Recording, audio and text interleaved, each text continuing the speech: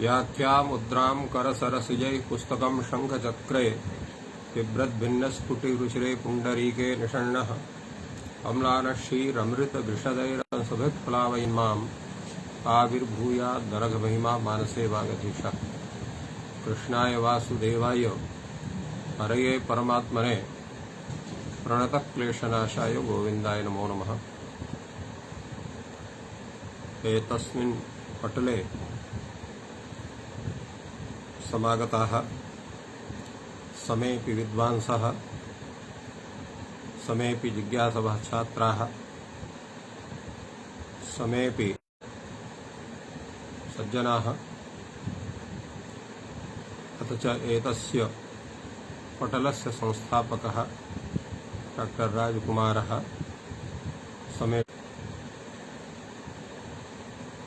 वर्तते। यस्तने तत्र तावत् यो वा इमाम् इति यावत् विचारः सञ्जातः आसीत्, अद्य अग्रे विचारः प्रवर्तते।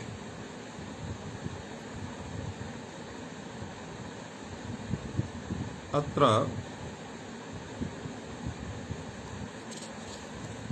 प्रयोजनं तत्र दत्तं वर्तते चत्वारि इति।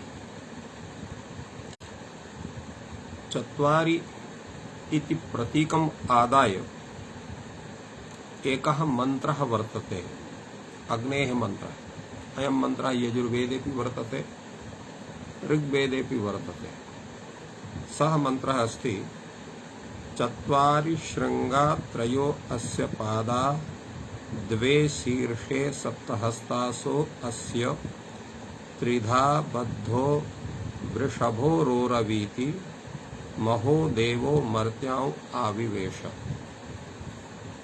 यद्यपि अयं मन्त्रः अग्नेः स्तुति विषये वेदे सम्प्राप्तः वर्तते, किन्तु भगवान् भाष्यकारः शब्दब्रह्म परकं व्याख्यानम् एतस्य मन्त्रस्य कृतवान्। तत्र व्याख्यानम् इत्थं विदधाति चत्वारि शृङ्गाणि पदजातानि नामाख्यातोपसर्गनिपाताश्च त्रयो अस्य पादाः त्रयः कालाः भूतभविष्यद्वर्तमानाः द्वे शीर्षे द्वौ शाब्दात्मनो नित्यः कार्यश्च सप्तहस्तासो अस्य सप्तविभक्तयः त्रिधा बद्धः त्रिषु स्थानेषु बद्धः पुरसि कंठे शिरसीति वृषभो वर्षणात् रोरवीति शब्दं करोति। कुत एतत्? रौतिः शब्दकर्मा महो देवो मर्त्याम् आविवेश। महान् देवः शब्दः मर्त्याः मरणधर्माणो मनुष्याः तान् आविवेश। महता देवेन न साम्यं स्यात् इत्यध्येयं व्याकरणम्। एवं रूपेण विचारः भगवतः भाष्यकारस्य एतस्य मन्त्रस्य विषये वर्तते। किम् एतत् मुख्यं तात्पर्यम्? अत्र तात्पर्यस्य विवेचनं भविष्यति। अथ च ये अत्र शब्दाः किञ्चित् सामान्य संस्कृतात् भिन्नाः पठिताः सन्ति, तेषामपि शब्दानां तत्र विचारः भविष्यति। चत्वारि शृङ्गाणि, अत्र शब्दरूपः वृषभः भवति। कथम् एतस्य वृषभ इति नाम अग्रे विचारः भविष्यति। यद्यपि सामान्येन ये वृषभाः भवन्ति तेषां शृङ्गद्वयमेव भवति, किन्तु एवं भूतः अयं शब्द वृषभः यस्य चत्वारि शृङ्गाणि सन्ति। कानि च तानि? नामाख्यातोपसर्गनिपाताश्च। नाम आख्यात उपसर्ग निपात।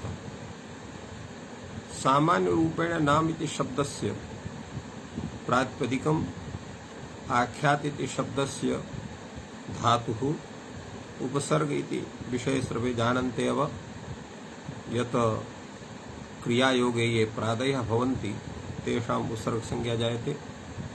निपाताश्च निपाताः तावत् तत्र प्रादयः इति सूत्रेण चादेशत्व इति सूत्रेण येषां निपातसंज्ञा भवति ते निपातसंज्ञकाः भवन्ति। चादिगणपठिताः प्रादिगणपठिताः असक्तवाचिनः ये शब्दाः एवं भूताः ते सन्ति तेषां निपातसंज्ञा भवति इति सामान्यरूपेण तथा। किन्तु अत्र येषां शब्दानाम् अत्र विचारः भवति ये लौकिक प्रयोगे प्रयोगार्हाः त एव शब्दाः अत्र निर्दिश्यन्ते। प्रातिपदिक इत्यस्य ग्रहणेन धातु इत्यस्य ग्रहणेन प्रयोगानर्हत्वं स्यात्। यतो हि प्रयोगे तत्र लोके प्रातिपदिकस्य प्रयोगः न भवति, अपि च धातोरपि प्रयोगः न भवति, अपि तु सुबन्तस्य प्रयोगः भवति, तिङन्तस्य प्रयोगः भवति। एवं तत्र स्थितिः वर्तते। उपसर्गस्य यद्यपि पृथक् प्रयोगः नास्ति, तत्र तिङन्तपदेन अथवा कृदन्तपदेन अर्थात् धातु विशिष्टमेव तत्र विचारः भवति उपसर्गविषये, तथापि क्वचित् तादृशः प्रयोगः भवति चेत् तर्हि तस्य पृथक् स्वरूपम् अवश्यम् अङ्गीक्रियते, भवतु नाम तत्र धातुना सह तस्य प्रयोगः भवेत्। निपातानामपि तत्र स्थितिः तत्र पृथक्तया प्रयोगः भवति, धातुना सह अपि भवति प्रयोगः, यथा साक्षात् करोति इत्यत्र धातुना सह प्रयोगः। एवमेव तत्र च प्रभृतीनां रामस्य लक्ष्मणस्य एवं रूपेण तस्य भिन्नः अपि प्रयोगः भवति, पृथक् अपि प्रयोगः भवति इति कृत्वा तत्र नाम इति शब्देन प्रातिपदिकस्य ग्रहणं न भवति, अपि तु सुबन्तस्य ग्रहणं भवति। नमति आख्यातार्थं प्रति विशेषणं भवति इति नाम। एवं नाम इति शब्दस्य व्युत्पत्तिः। तेन नाम शब्दस्य यतोहि तत्र विशेषणम् आख्यातार्थं प्रति विशेषणं किं भवति, प्रातिपदिकं न भवति, अपि तु सुबन्तं भवति इति कृत्वा नाम इति शब्देन सुबन्तस्य ग्रहणं भवति। एवमेव आख्यात शब्देन अत्र तिङन्तस्य ग्रहणं भवति। अत्र यद्यपि आख्यात शब्दस्य वैयाकरणमते धातुरपि अर्थः भवति, तिङन्तम् अपि अर्थः भवति। नैयायिकाः मीमांसकाश्च आख्यात शब्देन केवलं तिङां ग्रहणं कुर्वन्ति, किन्तु वैयाकरणन्याये तत्र तावत् धातोः तिङन्तस्य अत्र तिङन्तस्य ग्रहणं भवति। यतो हि यथा पूर्वम् अस्माभिः उक्तं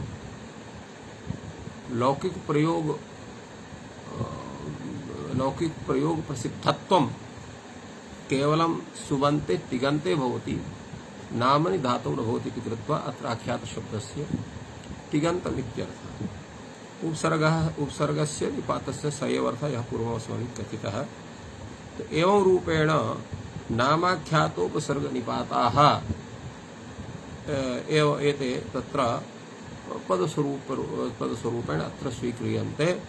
एते एव भगवतः शब्दब्रह्मणः वृषभरूपस्य चत्वारि शृङ्गाणि सन्ति। अब अत्र शृङ्ग इति कथनेन तस्य तेषां ग्रहणं कथं कृतम् इत्यपि तत्र विचारणीयः विषयः भवितुमर्हति। शृङ्ग इति कथनेन तेषां प्राधान्यं गम्यते, यतो हि तत्र व्याकरणे तत्र विचारविषयाः के भवन्ति, सुबन्तानि, तिङन्तानि, उपसर्गाः, निपाताश्च। व्याकरणस्य तत्र विचाराय एते एव मुख्याः प्रधानानि सन्ति। अतएव एते शृङ्गत्वेन अत्र अभिमताः वर्तन्ते इत्यपि बोध्यम्। त्रयो अस्य पादाः, अस्य शब्दब्रह्मणः वृषभस्य त्रयः पादाः। सामान्येन यः वृषभः भवति तस्य चत्वारः पादाः भवन्ति, किन्तु एतस्य त्रयः पादाः सन्ति। केचित् त्रयः कालाः भूत भविष्यत् वर्तमानः भूतकालः भविष्यत्कालः वर्तमानकालः प्रयोगाधिकरणकालः वर्तमानकालः तो वर्तमान प्रागभावकालः भविष्यत्कालः वर्तमान ध्वंसकालः भूतकालः एवं रूपेण कालत्रयस्य ज्ञानं भवति द्वे शीर्षे वस्तुतः सामान्यस्य वृषभस्य एकम् एव शिरः भवति किन्तु अस्य द्वे शीर्षे केचते द्वे शीर्षे तत्र द्वौ शाब्दात्मानौ शब्दस्वरूपः शब्दः एव आत्मा यस्य ययोः तौ शब्दात्मानौ कौचतौ नित्यः कार्यस्य नित्यः शब्दः कार्यः शब्दः अनेन किं द्योत्यते अनेन इत्थं द्योत्यते यद् वैयाकरणसम्मतः यह शब्दः स्फोटात्मकः सः नित्यः यश्च नैयायिकप्रभृतिभिः स्वीकृतः शब्दः ध्वनिरूपः सः अनित्यः एवं रूपेण शब्दस्य रूपद्वयं प्रसिद्धं वर्तते लोके शास्त्रे च स्माद्धेतोः अत्र द्वे शीर्षे इत्यनेन द्वौ शाब्दात्मानौ नित्यः कार्यसिद्ध्यति वैयाकरणमतेऽपि चेद्व्याख्यानं क्रियते तर्हि नित्यः कार्यस्य नित्यः स्फोटात्मकः व्यङ्ग्यः कार्यं ध्वनिरूपः शब्दः व्यञ्जकः अर्थात व्यङ्ग्यरूपः शब्दः नित्यः व्यञ्जकरूपः शब्दः कार्यम् अर्थात अनित्यः वर्तते कार्यः वर्तते अनित्यः वर्तते एवं द्वौ शब्दौ नित्यकार्यरूपौ एतस्य वृषभस्य द्वे शीर्षे वर्तते अत्र प्रश्नः उदेति तत्र शीर्षन् इति शब्दः भवति तर्हि शीर्षन् इति शब्दे तर्हि शीर्ष्णी इति रूपं स्यात् शीर्षे द्विवचने प्रथमा द्विवचने शीर्षे शीर्षं शीर्षे शीर्षाणि एवं रूपेण शीर्षे इति प्रयोगः कथं वर्तते तत्र एतस्मिन् विषये स्वीकरणीयं यत् शीर्षशब्दः द्विविधः अकारान्तोऽपि वर्तते नकारान्तोऽपि वर्तते वेदे अपि तत्र प्रयोगः एवं भवति अत्र शीर्षशब्दः नपुंसकलिङ्गः अकारान्तः प्रयुक्तः वर्तते अतः शीर्षं शीर्षे शीर्षाणि एतस्य रूपं भवति तेन द्विवचने द्वे शीर्षे इति एतस्य प्रयोगः वर्तते सप्तहस्तासो अस्य सप्तहस्ताः सन्ति हस्तास इति कथं वैदिक प्रयोगे अकारान्तात् शब्दात् जसि परे असुगागमः भवति आज जसे रसुक् इति सूत्रं वर्तते तस्मात् असुक् इति रूपं वर्तते यथा अत्र हस्तासः इति रूपं भवति असुगागमे सति तेन हस्तासः इति रूपं निष्पद्यते हस्ताः इति लौकिकं रूपम् एतस्य वर्तते पुत्रासो यत्र पितरो भवन्ति इत्यत्रापि वेदे अन्यत्रापि तत्र पुत्रासः इति शब्दः जनासः इति शब्दः एवं रूपेण भवतः अनेके शब्दाः जस विभक्ति विषये असुगागमे सति एवं सिद्धाः प्रसिद्धाः वर्तन्ते किन्तु एवं भूतः प्रयोगः केवलं वेदे भवति लोके न भवति इत्यर्थः तो सप्तः सप्त विभक्तयः त्रिषु स्थानेषु बद्धः द्विधा बद्धः त्रिषु स्थानेषु बद्धः पुरसि कंठे शिरसि इति कथं त्रिषु स्थानेषु बद्धः एतस्य स्वरूपस्य ज्ञानं कथं स्यात् तत्र कारणं वर्तते यदा शब्दस्य वयं प्रयोगं कुर्मः तर्हि तेषां शब्दानां किञ्चित् उच्चारणस्थानं भवति यथा भवन्तः जानन्ति तत्र अकुविसर्जनीयानां कण्ठार विचीयषाणां तालिटुर्षाणां इत्यादि तत्र स्थानविषये प्रपञ्चितं वर्तते शिक्षाग्रन्थेषु व्याकरणेऽपि तत्र एतेषां स्थानत्रयं कथं सिद्ध्यति उरसि कंठे शिरसीति एतस्मिन् विषये शिक्षाग्रन्थः द्रष्टव्यः। तत्र लिखितं वर्तते हकारं पंचमयुक्तं मन्तस्थाभिश्च संयुतम् उरस्यं तं विजानीयात्। अर्थात हकार वर्णः यदा पंचमैः ङ य ण न म प्रभृति वर्णैः यदा संयुक्तं वर्तते अथवा अंतस्थाभिश्च संयुतं भवति, अर्थात य व र ल एतैः संयुतः भवति हकारः, तर्हि तस्य स्थानम् उरस्यं भवति। अर्थे उरस्यं तद्विजानीयात्। अर्थात कंठादि स्थानं तस्य न भवति। यथा तत्र उच्चारण एवं रूपेण तत्र उच्चारणं क्रियते। एवमेव ह्यः ह्वः हः, तो एवं उच्चारणे सति तस्य उरस्यम् अर्थात उरसि तस्य आधिक्येन वायुसंयोगेन तस्य शब्दस्य पंचमवर्णयुक्तस्य अथवा अंतस्थवर्णयुक्तस्य हकारस्य उच्चारणं भवति। अतएव तस्य उरस्यं स्थानं कथितं वर्तते। अतएव उरसि इति भाष्येऽपि तत्र कथितम्। एवं मूर्धन्या ऋटुरषाः, ऋटुरषाणां मूर्धा, तो मूर्धा एव शिरस्वाचकः शब्दः। मूर्धन शब्दः शिरस्वाचकः वर्तते। अतएव अत्र शिरसीति इति कथितं वर्तते। अर्थात ऋटुर्षाणां तत्र मूर्धस्थानं वर्तते, शिरस्थानं भवति। अर्थात यद्यपि मूर्ध इति कथनेन कश्चन स्थान विशेषः मुखाभ्यन्तरे वर्तते, यः तालोः उपरि वर्तते, तो तेन तस्य ग्रहणं भवितुमर्हति। किन्तु अत्र यदा एतस्य उच्चारणं वयं कुर्मः ऋटोर्षाणां, तर्हि शिरसि कश्चन विशेषः वायुसंयोगः जायते।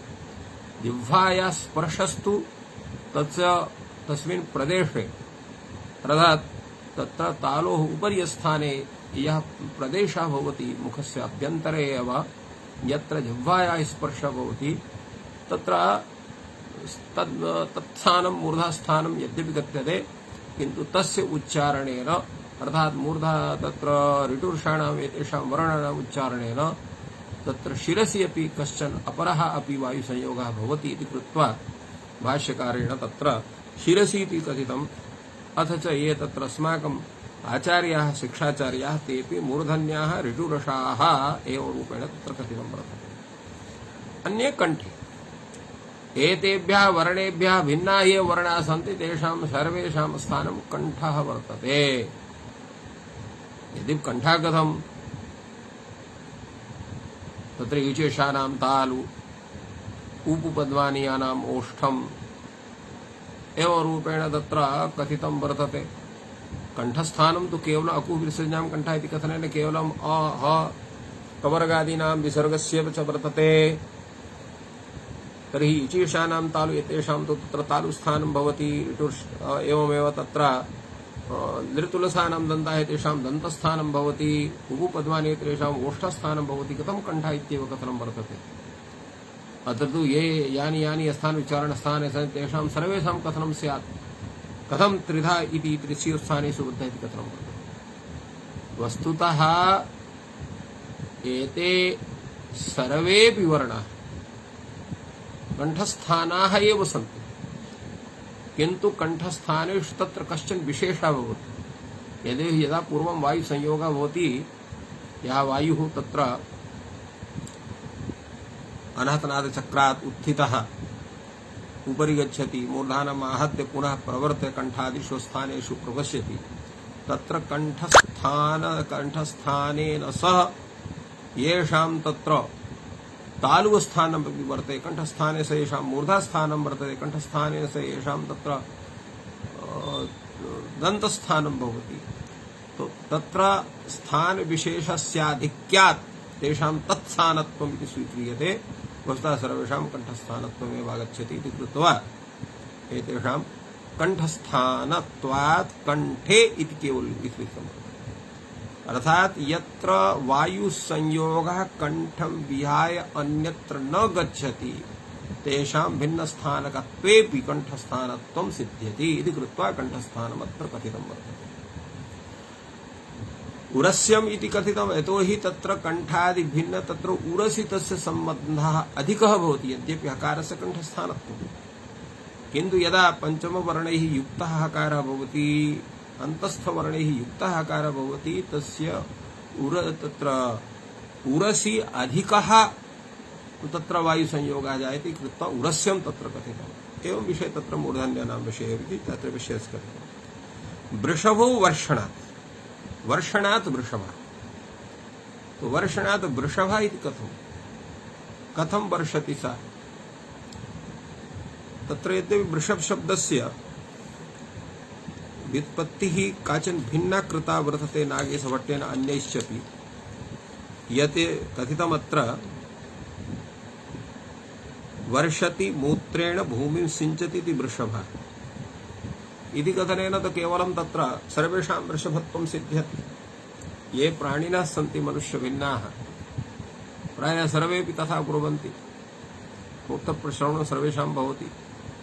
कदाचित् अधुना तु तथा मनुष्याः अपि दृश्यन्ते ये तिष्ठन्नेव मूत्रयन्ति, तेषां विषये तथापि तेपि वृषभा इति वक्तुं शक्यन्ते, किन्तु तथा नास्ति। वर्षति अभीष्ट कामान् इति वृषभः एतस्य तात्पर्यं भवति। यः तत्र अस्माकं कृते आवश्यकानि यानि तत्त्वानि अर्थबोधकानि तेषां सर्वेषां बोधनं कः करोति, शब्दः करोति। तो वर्षति कामान् इति वृषभः इति रूपेण शब्द वृषभस्य कृते एतादृशी व्युत्पत्तिः अस्माभिः स्वीकरणीया। अपि च यः वृषः तस्य कृते तु भिन्ना व्युत्पत्तिः स्वीकरणीया। सोऽपि वर्षति कामान् इति वृषभः तस्य कृतेपि सा व्युत्पत्तिः भवितुमर्हति। यदि वृषभः एव कृषिविषये अस्माकं कृते सर्वथा कामानां कृषिकर्मणा धान्यानां वर्षणं विदधाति, यद्यपि साम्प्रतं यन्त्रविशेषेण कृषिकर्म विधीयते तद्वस्तुतः समीचीनं नास्ति। यद्यपि कालस्य तत्र रक्षा भवति, समयस्य तत्र अतिरिक्तः लाभः जायते, किन्तु वृषभाणां या उपयोगिता कृषिकर्म विषये आसीत् सा तत्र नष्टा भवति। तेन वृषभाणां पालनमपि जनैः न क्रियते, अयमेव सर्वथा दोषः। अथ च वृषभाणां कर्षणेन तत्र क्षेत्रस्य कृषिभूमेः यादृशं प्रफुल्लं स्वरूपम् आसीत् तदपि स्वरूपम् अधुना न भवति इति कृत्वा अधुनापि कृषिकर्म वृषभैरेव करणीयम् इति मम मतं वर्तते। यद्यपि जनाः विभिन्नमतयः सन्ति, भिन्नेन रूपेण चिन्तयन्ति, किन्तु अस्माकं या परम्परा तस्यां परम्परायां कृषिकर्मणि वृषभाणाम् एव योजनं भवति इति कृत्वा तत्रापि वर्षति कामान् इति वृषभः इति व्युत्पत्तिः तत्रापि भवितुमर्हति। रोरवीति अर्थात शब्दं करोति। शब्दं करोति इत्यस्य किं तात्पर्यम्? यतोहि शब्दः रौति नाम उच्चारणेन अभीष्टार्थं प्रयच्छति। रौति शब्दकर्म इत्यस्य किं तात्पर्यम्? रु शब्दे इति धातु रौति शब्दं करोति एवं रूपेण तस्य अर्थः वर्तते। अर्थात उच्चारणेन यः अर्थं प्रयच्छति तदेव तत्र रौति इत्यस्य रोरवीति इत्यस्य शब्दस्य अर्थः। रोरवीति इति शब्दः पुनः पुनः अतिशयेन रौति इति रोरवीति। अयं प्रयोगः तत्र यङ्लुगन्तस्य वर्तते। अनन्तरं महो देवो मर्त्याम् आविवेश इत्यस्य कथनं। महो देवो इति शब्दः वर्तते। तत्र महत् शब्दः भवति, महान् देवः। अतएव भाष्यकारः अग्रे लिखति महो देवो मर्त्यां विषयस्य महान् देवः शब्दः मर्त्याः मरणधर्माणः मनुष्याः तान् आवेशय इति व्याख्यानं कृतवान्। अत्र महो देव इति कथं भवति? महादेवः इति स्यात्, तो महाति पूज्यो भवति इति महः, महाति पूज्यो भवति इति महः एवं रूपेण तस्य व्युत्पत्तिर्भवति। महा नाम श्रेष्ठः पूज्यः। अत्र पचाद्यचि सति महा इति शब्दः निष्पद्यते, तस्य प्रथमैकवचने महः इति रूपं, तत्र देव इति शब्दे परे अत्र सन्धौ सत्यां तत्र महो देव इति भवति। महो देवः, देवः दीप्यति प्रकाशते अभीष्टान् अर्थान् इति देवः। दिव क्रीडा विजिगीषा एवं रूपेण तत्र बहुषु अर्थेषु दिव धातु भवति, तो प्रकाशार्थेपि वर्तते स। दीप्यति प्रकाशयति अभीष्टान् अर्थान् इति देवः। अतएव महान् देवः पूज्यः अस्माकं कृते सर्वथा आराध्यः शब्दः, विशेषतः वैयाकरणानां कृते, किन्तु मम मते न केवलं वैयाकरणानां, समेषामपि उच्चारणकर्तॄणां ये जनाः मनुष्याः अन्ये वा ये उच्चारणं कर्तुम् अर्हन्ति तेषां कृते सर्वेषां सः शब्दः देवभूतः एव वर्तते, अन्यथा सर्वोऽपि व्यवहारः तत्र तस्य कृते शून्यः स्यात् इति उक्तम्। अत्र महान् देवः, महान् देवः इति तस्य व्याख्यानं। वस्तुतः महः देवः, महः पूज्यः आराध्यः एवं भूतः अस्माकं कृते सर्वस्वभूतः देवः किं करोत्? मरणधर्माणः मनुष्याः, ये मनुष्याः सन्ति, तेषां तत्र वर्णं निश्चितं वर्तते। जातस्य हि ध्रुवो मृत्योर्जन्म मृतस्य च, जातस्य हि ध्रुवोर्मृत्युः ध्रुवं जन्म मृतस्य च एवं रूपेण। तो यस्य तत्र जन्म जातं तस्य मृत्युरपि ध्रुवा वर्तते, यस्य च मृत्युर्भवति तस्य जन्म अपि तत्र निश्चितं वर्तते। एवं रूपेण मरणम् एव धर्मः येषां ते मरणधर्माणः। धर्मादनिश् केवलात् अनिश् प्रत्ययस्य अत्र धर्माणः इति रूपं भवति। तो मरणधर्माणः मनुष्याः तान् आवेश, अर्थात् तान् आवेशे तस्य किं तात्पर्यम्? तेषु सः शब्दब्रह्म रूपः प्रविष्टः वर्तते। अर्थे मनुष्याः एव व्यक्तोच्चारणे समर्थाः सन्ति, यतो हि सः शब्दः व्यक्तशब्दः साक्षात् यः देवस्वरूपः वर्तते सः मनुष्येषु एव प्रविष्टः वर्तते, अन्यत्र नास्ति। अन्यथा अन्ये प्राणिनः व्यक्तोच्चारणं कुर्युः, किन्तु ते न कुर्वन्ति। कथं? सः महान् देवः तेषु न वर्तते, केवलं मनुष्येषु वर्तते। तो महता देवेन न साम्यं स्यात्। कीदृशः महान् देवः सः? यः महान् देवः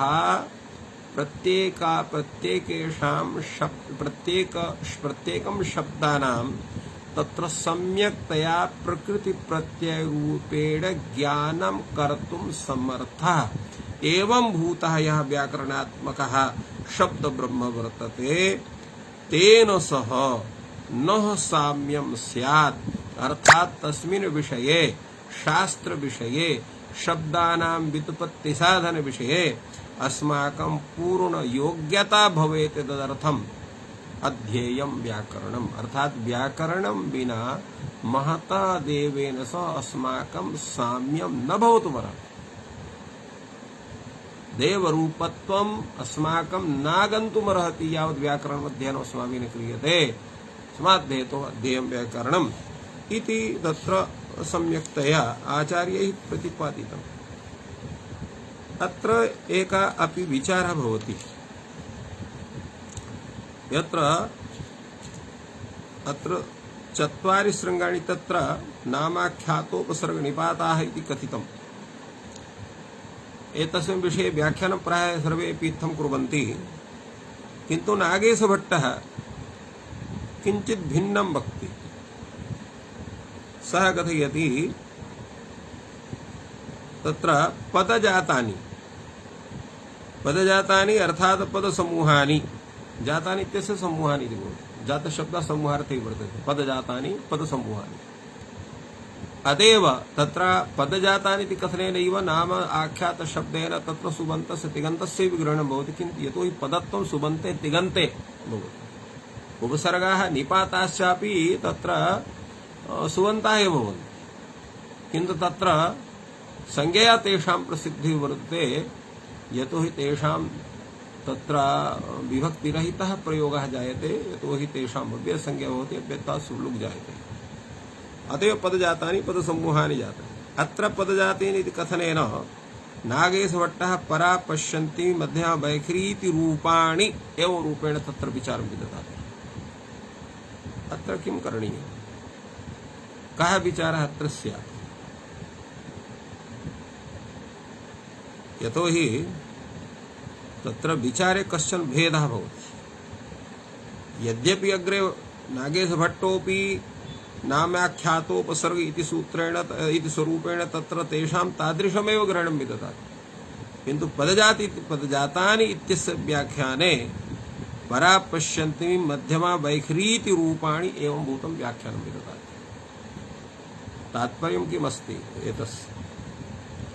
यतोहि वाण्याः तत्र चत्वारि रूपाणि सन्त्येव, यस्य विषये तत्र नागेशभट्टः प्रायः स्वीकरोति। परा पश्यन्ति मध्यमा वैखरी, एतेषां त्रयाणामपि रूपाणां विचारः नागेशभट्टः सम्यक्तया स्वकीये ग्रन्थे सर्वत्र विदधाति। अत्र किम् एतेषां स्वरूपं कीदृशं वर्तते, कथम् एतेषां पदजातित्वेन एतेषां ग्रहणं कृतं वर्तते, एतस्य व्याख्यानम् अग्रे वयं करिष्यामः, यतोहि अयं प्रसङ्गः अग्रेपि आगच्छति। अतएव अत्र पूर्वं साम्यं स्यात् इत्यस्य कथनस्य किं तात्पर्यं? महता देवेन न साम्यं स्यात्, एतस्य किं प्रतिपाद्यं वर्तते? अत्र उच्यते, अत्र महता देवेन न साम्यं स्यात् अर्थात् न सायुज्यं स्यात्। वस्तुतः मुक्तेः यत् स्वरूपं वर्तते तत् ब्रह्मणा सायुज्यत्वम्।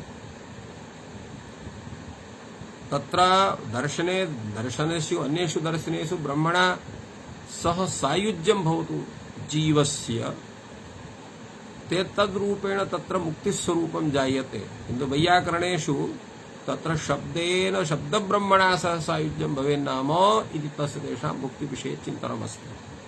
अतएव तत्र वाक्यपदीयेऽपि कथितं वर्तते, अभिप्रयोक्तुरात्मानं शब्दमन्तरमस्थितं प्राहुर्महान्तवृषभं येन सायुज्यमिष्यते। अत्रापि प्रयोक्तुः आत्मानं शब्दं कथं भूतं शब्दम्? अन्तरवस्थितम्। अन्तः शब्दे का वर्तते? पराख्यः शब्दः, सः अन्तःस्थले वर्तते। से पराख्यः शब्द एव शब्द ब्रह्मस्वरूपं वर्तते। तो महान्तं ऋषभं तत्र उक्तं वर्तते। ऋषभः वृषभ इति शब्दः उभयोः तत्र वृषभस्य वाचकः। ऋषति प्रयच्छति कामान् इति ऋषभः, वर्षति कामान् इति वृषभः। एवं सामान्य व्युत्पत्तिः वर्तते। महान्त इति शब्दः महान् वर्तते, अत्र अतीव श्रेष्ठः वर्तते। तेन सह सायुज्यम् इष्यते, अर्थात् तेन सह तेन वृषभाख्येन शब्द ब्रह्मणा अस्माकं सायुज्यं स्यात्। एवं रूपेण तदर्थं सायुज्यं नाम मोक्षः स्यात् इति अध्येयं व्याकरणम् एवं रूपेण तत्र। अतएव व्याकरणे विषये तादृशं इयं सा मोक्षाणां जिह्वारावज पद्धति इति रूपेण वृषभ तत्र भर्तृहरिणा तथा प्रतिपादितं वर्तते। इत्थम् एतस्य स्वरूपम् अत्र भाष्यकारेण विचारितं वर्तते। अग्रे अपरोऽपि कश्चन मन्त्रः चत्वारि इति पद घटितः, तस्य व्याख्यानम् आचार्याः पतञ्जलयः विदधति। चत्वारि वाक्परिमिता पदानि तानि विदुर्ब्राह्मणा ये मनीषिणः गुहात्रीणि निहिता नेङ्गयन्ति तुरीयं वाचो मनुष्याः वदन्ति। अत्रापि तथैव व्याख्यानं वर्तते। चत्वारि वाक्परिमिता पदानि, चत्वारि वाक्परिमिता पदानि, चत्वारि पदजातानि नामाख्यातोपसर्गनिपाताश्च, तथैव व्याख्यानं वर्तते।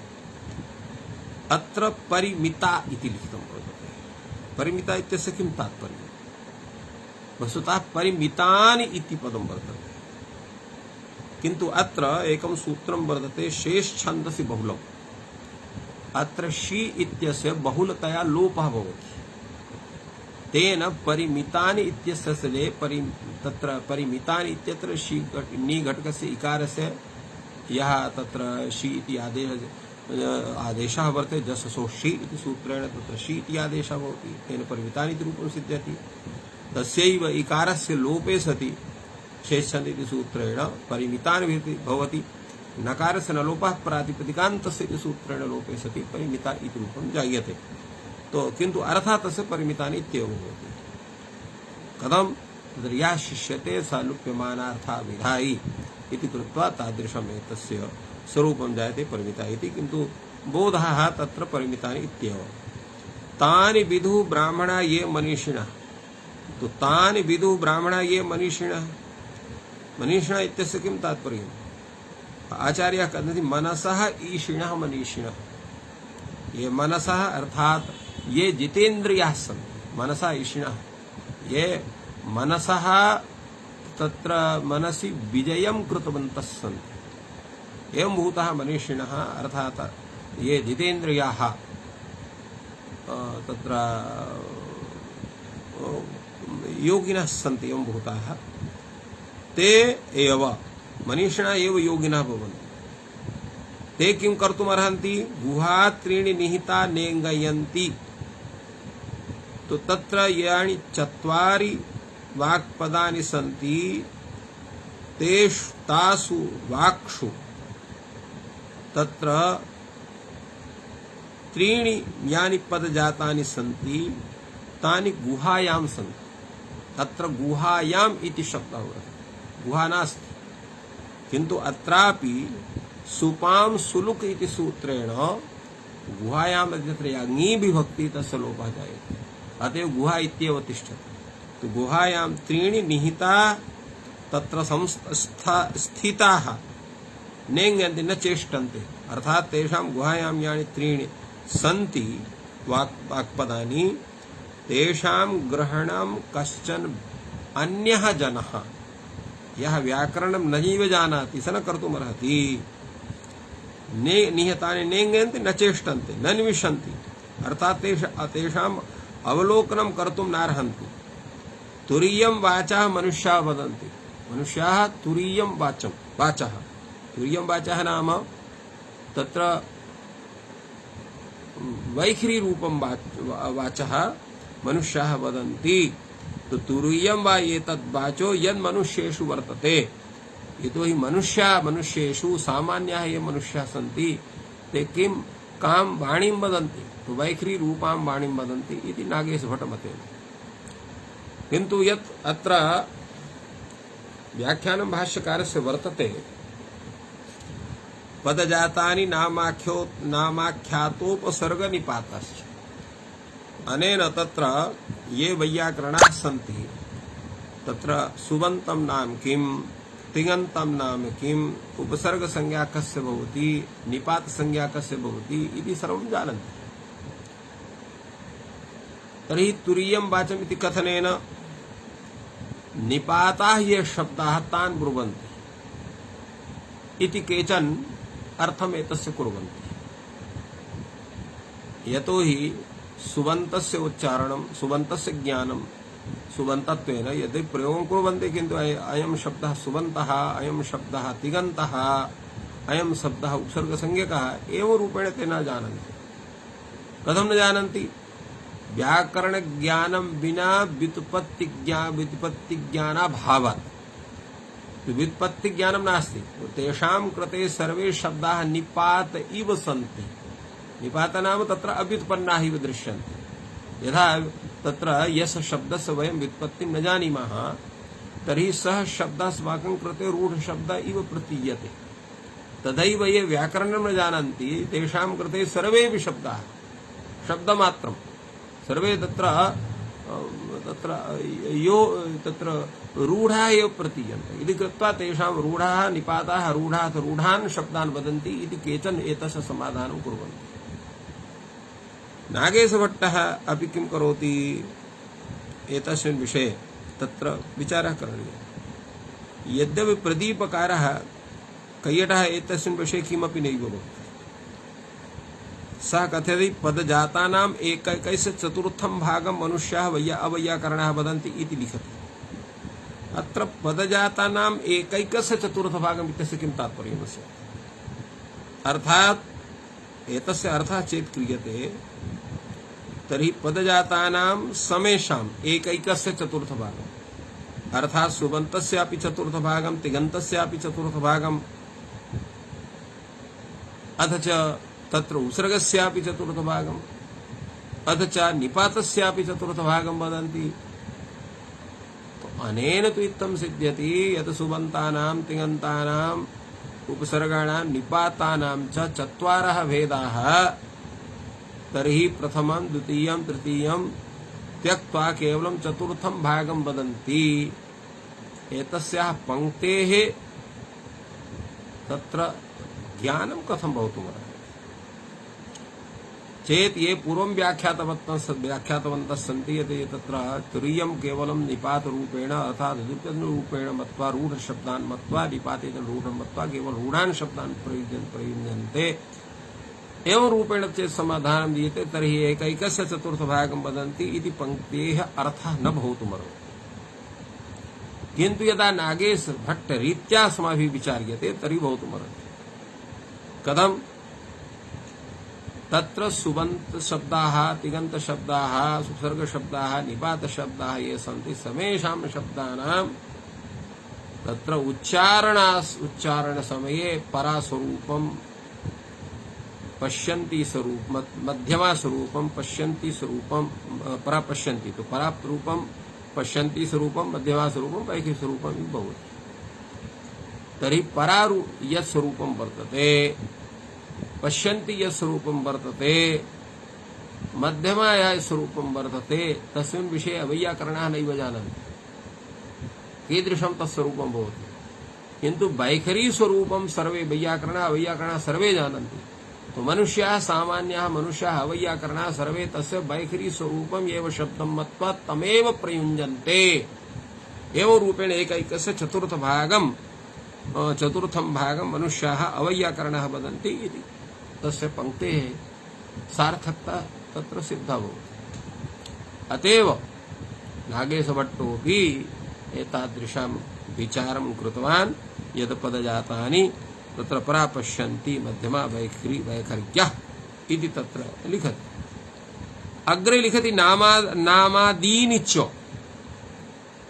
तो नामादि मध्ये एकैकस्य एकैकं चतुष्पादम् अर्थात तत्र एकैकं चतुष्पादम् एकस्य चतुष्पादं तुरीयं पादं वदन्ति। अत्रापि नागेश तत्र भगवान् भाष्यकारः तत्र व्याख्याति तानि विदुः ब्राह्मणा ये मनीषिणः तानि पदजातानि ये मनीषिणः ब्राह्मणाः अर्थात विचारवन्तः जितेन्द्रियाः तएव जानन्ति अन्यः कश्चित् सामान्यः जनः नैव जानाति। मनशईषिणा मनीषिणा इति कथनेन तत्र जितेन्द्रिय तेषां सिद्ध्यति। गुहात्रीणि गुहायां त्रीणि गुहा नाम अज्ञानगुहा अज्ञानमेव गुहा। यतो हि यावत् अस्माकं ज्ञानं न भवति तत्र तद् ज्ञानं तद्विषयकं यद् ज्ञानं वर्तते तत् कुत्र आसीत् इति अस्माकं ज्ञानं कदापि न भवति।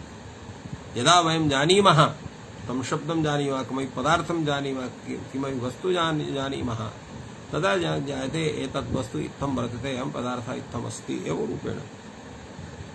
तर्हि गुहायाम् अज्ञानगुहायां यानि त्रीणि सन्ति तत्र सामान्यरूपेण यदा जानीमः नामाख्योत्तसर्गनिपाताः एतेषां तादृशं यत् स्वरूपं वर्तते तद् गुहायाम् अज्ञानगुहायां वर्तते। एवं रूपेण परापश्यन्ति मध्यमः यत् स्वरूपं वर्तते तत्र अज्ञानगुहायां वर्तते। तर्हि गुहायां त्रीणि निहितानि स्थापितानि सन्ति, अर्थात सर्वेषां सामान्यजनानां कृते अबोध्यानि सन्ति। अतएव न नेङ्गयन्ति, अर्थात तेषां विषये काचन चेष्टा न अस्माभिः क्रियते परिज्ञानाय, न निविशन्ति, तत्र दृष्टिरेव अस्माकं न गच्छति, यतोहि तत्र आवश्यकतापि न प्रतीयते। तुरीयं वाचाः मनुष्याः वदन्ति, तुरीयं वाचः तत्र वैखरी रूपं वाचः, अथवा तत्र केवलं निपात रूपा वाचः मनुष्याः वदन्ति। तो तुरीयं वा एतद् वाचः यन्मनुष्येषु वर्तते, तो सामान्याः मनुष्याः केवलं वैखरीं वाणीमेव वदन्ति इति कृत्वा तदेव वाचः तुरीयं वाचः वर्तते यन्मनुष्येषु वर्तते। तत् मनुष्याः यस्य उच्चारणं कुर्वन्ति चतुर्थम्, अतएव चतुर्थं वाक्यमिति लिखितं वर्तते। तो अत्र वस्तुतः समाधान रूपेण अस्माभिः किं वक्तव्यम् एतस्मिन् विषये, तर्हि परापश्यन्ति मध्यमा वैखरी इति रूपम् एव एतस्य स्वीकरणीयम्, तदैव एतस्य सम्यक् समाधानं भवितुमर्हति। मनस ईशिणः इत्यस्य विषये नागेशभट्टः सम्यक् व्याख्याति। सः कथयति चित्तविशुद्धिक्रमेण वशीकर्तारः विषयान्तरेभ्यो व्यावृत्या हिंसकाः वा ते च वैयाकरणाः। तो चित्तविशुद्धिक्रमेण वशीकर्तारः अर्थात पूर्वं चित्तशुद्धिः, अनन्तरं बुद्धिशुद्धिः, अनन्तरं मनःशुद्धिः, अनन्तरम् इन्द्रियाणां वशीकरणं, तदैव चित्तशुद्धिक्रमेण वशीकर्तृत्वं गच्छते। विषयान्तरेभ्यो व्यावृत्ता हिंसका, यतो हि यः मुख्यः विषयः सः विषय एव अस्माभिः अवलम्ब्यते, ये यद् विषयान्तरं वर्तते तस्य व्यावृत्तिः क्रियते, तो व्यावृत्तिरपि तत्र एवं रूपेण तत्र भवति।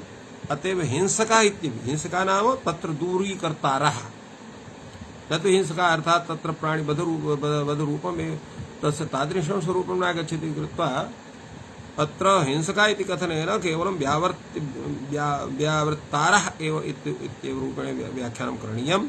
ते च के भवन्ति, ते च वैयाकरणाः।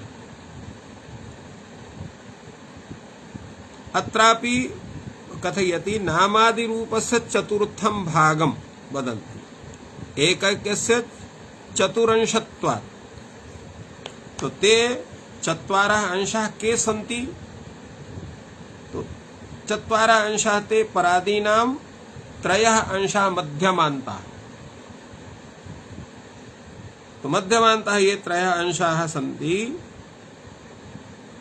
ते तत्र अज्ञानगुहायां वर्तन्ते। गुहा अज्ञानं हृदयादिरूपा च, हृदयादिरूपा अर्थात तत्र परा वाणी या वर्तते, तत्र पश्यन्ति वाणी या वर्तते, तच्च मध्यमा वाणी या वर्तते, तर्हि मूलाधार चक्रात् तत्र उरः पर्यन्तम् एतासां चतुर्णां स्थानं भवति। वैखरी या वाणी सा कंठे भवति इति कृत्वा अत्र लिखितं वर्तते तत्र गुहान् हृदयादिरूपा च, हृदयादिरूपा हृदिस्था मध्यमा गेया एवं रूपेण तत्र प्रतिपादितं वर्तते।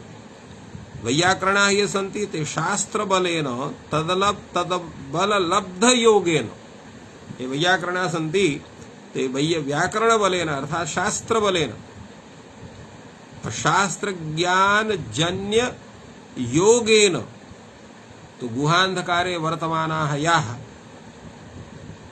तिस्रः वाचाः वाचः सन्ति तासां ग्रहणं कुर्वन्ति इति कृत्वा ते तादृशाः समर्थाः भवन्ति। अन्ये ये सामान्याः जनाः ते तत्र चेष्टामेव न विदधति। अतएव अत्र याः तिस्रः वाण्याः सन्ति तासामपि ज्ञानम् अस्मासु भवतु इति कृत्वा व्याकरणस्य अध्ययनं करणीयम्। नागेशभट्टोऽपि कथयति वैखर्या मध्यमायाश्च पश्यन्त्याश्चैत तद्भुतम् अनेकतीर्थभेदायाः त्रय्या वाचः परं पदम्। अत्रापि कश्चन एकः विचारः भवति यत् वाण्यः चतस्रः सन्ति तिस्रः वा सन्ति इत्यपि कश्चन विचारः भवति। नागेशभट्टः चतस्रः वाण्यः इति स्वीकरोति, परा पश्यन्ति मध्यमा वैखरी। किन्तु यत् स्वरूपं वर्तते भर्तृहरेः तत्र तु स्पष्टतया भर्तृहरिणः लिखन्ति वैखर्या मध्यमायाश्च पश्यन्त्याश्चैत तद्भुतम् अनेक तीर्थभेदायाः त्रय्यः वाचः परं पदम्। एतस्मिन् विषये किं विचारणीयम्?